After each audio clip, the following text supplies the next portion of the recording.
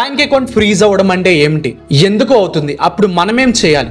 So video చివరి వరకు చూడండి, ఎందుకంటే ఇది చాలా యూస్ఫుల్ అవుతుంది. ఓకే, మీ బ్యాంక్ అకౌంట్ పై రెస్ట్రిక్షన్స్ పెట్టడం అంటే మీరు విత్డ్రాల్ చేయలేరు, ఆన్లైన్ ట్రాన్సాక్షన్ చేయలేరు, బ్యాలెన్స్ చెక్ చేయలేరు. దీనివల్ల మీరు మిగతా ఫైనాన్షియల్ యాక్టివిటీస్ ఏమీ చేయలేరు. మీ అకౌంట్ ఫ్రీజ్ అయినప్పుడు ఏం జరుగుతుంది అంటే, ఏమైనా కేవైసీకి సంబంధించిన డాక్యుమెంట్లు బ్యాంక్ కి సబ్మిట్ చేయకపోతే మరియు ఓల్డ్ డాక్యుమెంట్ల వలన ఇది జనరల్ గా జరుగుతుంది. ఇంకొన్ని కారణాలు కావచ్చు.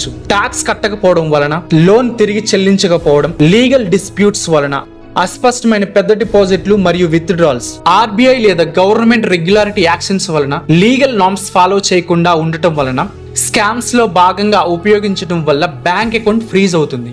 మీ అకౌంట్ ఫ్రీజ్ అయితే అప్పుడు ఏం చేయాలి? మొదటగా బ్యాంకు మీకు SMS మరియు ఈమెయిల్ ద్వారా పంపిస్తుంది. అప్పుడు మీరు మీ నియరెస్ట్ బ్రాంచ్ లో కాంటాక్ట్ అవ్వాలి. ప్రాపర్ డాక్యుమెంట్స్ సబ్మిట్ చేయాలి. New updated KYC, income proof చూపించాలి. లీగల్ ఆర్డర్ వలన అయితే దానికి సంబంధించిన కోర్టు డాక్యుమెంట్స్ చూపించాలి. బ్యాంక్ వాళ్ళు అన్ని వెరిఫై చేసిన తర్వాత మీకు వారం రోజుల్లో లేదా 15 రోజుల్లో బ్యాంక్ అకౌంట్ అన్ఫ్రీజ్ అవుతుంది.